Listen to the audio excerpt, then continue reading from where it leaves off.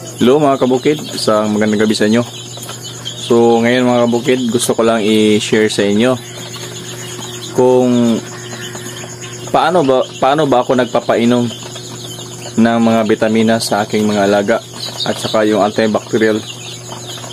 So gusto ko i-share sa inyo ito mga kabukid para kahit paano meron kayong idea na mga baguhan na nag-aalaga ng mga sisiw. So disclaimer lang mga kabukid, ito ay base lamang sa aking karanasan na ginagamit ko dito at matagal ko na rin ginagawa. Pero bago ang lahat mga kabukid, ipapakita ko muna sa inyo kung paano ako mag-ikot ng itlog dito sa ating loob ng ating DIY incubator. So halika kayo mga kabukid, samahan niyo ko. So ayan mga kabukid, ito pala yung ating first batch at yung second batch natin nasa baba. May nakolekta na ako isang tray at may dendon doon, no? So hanggang bukas yung pagkolekta natin. So ganito lang ako mag-ikot mga kabukid, oh. Yan, disclaimer lang mga kabukid, ha. Ito ay sarili kong diskarte lamang. Depende na lang sa inyo kung gagayahin ninyo. So ganyan lang mga kabukid. Yan, oh. Hindi ko siya yung ganon talaga na yung ginaganon-ganon. Hindi, ganon yung estilo ko. Yan. Yung iba nakahiga, so gagawin ko lang, oh. Ganyan. So ganyan lang yung style ko mga kabukid. So depende na lang sa inyo. So para sa akin, wala naman siguro tong kuwan, yung pag-iikot ng itlog. Pero ito na lang talaga yung nakasanayan ko kasi manual tayo, eh. So ganyan lang. So yan. Yan, laki ng itlog natin boiler mga kabukid, oh. So ganyan ko lang iniikot yung ating mga itlog. So yan, sikip nila mga kabukid, oh. Kasi iba kasi yung size. Masyadong malaki yung iba. So pag ganito masikip, bawasan lang. Tara, pwede na to. Pero tsagaan lang. O yan, o exo dapat nandito ito sa bilog. So yan, ito yung purpose ng ating iginuhit na bilog at saka X para hindi tayo mawala. So yan, ganyan lang mga kabukid. Matarbaho siya pero sanayan lang. Ganyan naman talaga yung pag-iikot kapag manual, eh. So pag dumating naman yung time na talagang baga hindi na natin kayang ikutin lahat ng mga eggs kapag marami na tayong manok, yung mga papisa, mag-iisip tayo ng paraan kung paano natin mapadali. So sa akin meron na akong plano.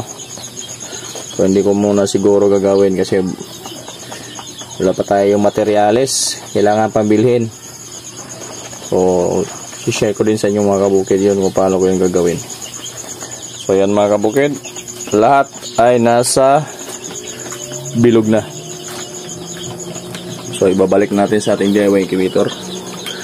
So yung temperature pala dito 37.5. So yan, yung humidity natin, hindi ko na pinapansin yung humidity mga kabukid pag nagsalang na ako.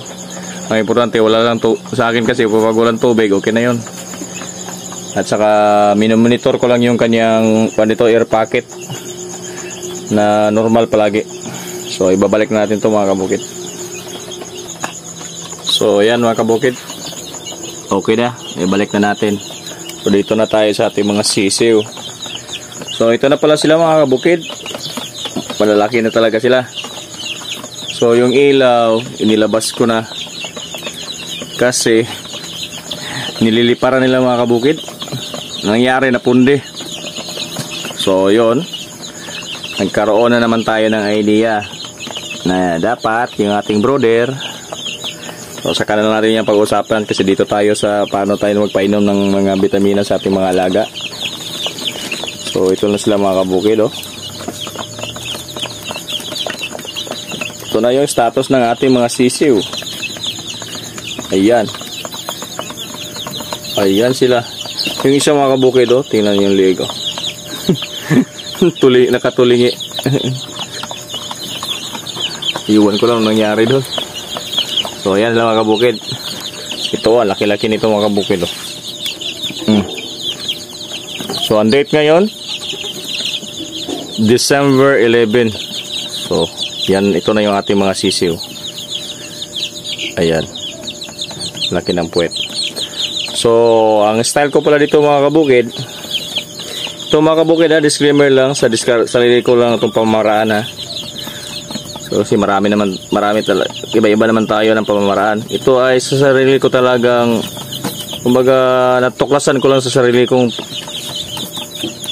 kong diskarte. So ang pagpapainom ko pala dito mga kabukid ng mga vitamina at antibacterial ay mula ng pagka-de-old nila, itong mga sisiw natin. Kung meron kang electrolytes, painumin mo isang araw. Kinabukasan, vitamina na. So magbilang ka ng 3 araw, antibacterial ka na naman.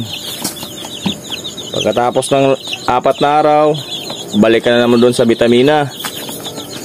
So ganun lang yung magiging rotation mo mga kabukid. Paulit-ulit lang yun na senaryo. Vitamina, antibacterial, vitamina, antibacterial, hanggang umabot ka ng 1 buwan. Pero tulad sa akin, Bitrasin naman yung ginagamit ko, Bitrasin Gold. Disclaimer lang, hindi naman ako endorser ng gamot na yan. Yung Bitrasin Gold kasi, meron na siyang antibacterial, probiotics, at saka vitamins. So yung sa akin, straight lang Bitrasin. Pero kung mapapansin mo, kung yung mga sisiw mo mayroon diferensya, pwede ka magdagdag ng antibacterial, ihalo mo sa Bitrasin. Ikaw nang bahala kung anong klase ng antibacterial. Pero kasi para sa akin, kahit anong gamot, epektibo naman. Kasi ang pinaka-importante mga kabukid talaga, yun ang antibacterial at saka yung vitamins. Palagi mong painumin sa yung mga sisiw. At yun sa akin mga kabukid, hindi ko ito pinapainom ng purong tubig hanggang umabot sila ng 2 buwan. Ganun yung diskarte ko sa pagpainom ng ating mga sisiw. Ni minsan hindi pa ito nakainom ng purong tubig mga kabukid. Ito mga sisiw ko na pinapalaki. Yan na yung practice ko mula nung nag-umpisa akong mag-alaga ng mga sisiw. So nung dati failure pa ako, hindi ko pa alam yung kabisado yung pag-aalaga talaga ng sisiw. Pero ngayon, yun na talaga ang ginagawa ko. Hindi ako nagpapainom dito ng purong tubig mula nung paglagay ko dito sa ating brooder. So kung napapansin nyo mga kabukid, yung ating mga sisiw, yan o, di ba okay naman sila, walang problema, ang liliksi, di ba, yan o, laki. Ganda nilang tingnan mga kabukid pag ganyan kaliksi yung mga sisiw mo.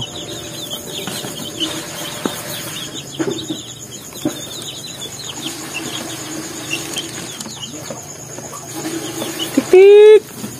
Yeah. So pag tanghali pala itong mga kabukid, hindi ko na ito pinapailawan pa. Tinatanggalan ko na. Siguro papalitan ko na yung bulb na yan. Kasi 100 watts yan. So papalitan ko yan ng mas mababa yung voltahe, yung watts. So ayan, ganyan lang yung diskarte ko mga kabukid na magpainom ng ating mga sisiw. So yun lang mga kabukid. Sana may nakuha kayong idea sa akin na isang baguhan. Pero yun mga kabukid, base lang talaga sa aking nakaranasan dito na para sa akin epektibo talaga siya. So depende na lang sa inyo kung gagayahin niyo o hindi.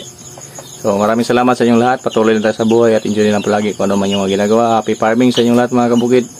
Maraming salamat na nag-subscribe sa akin dito sa aking munting YouTube channel. At sa mga hindi pa nakapag-subscribe, kung nakakita ka man din ng aking video, baka naman kunting tulong sa aking munting channel.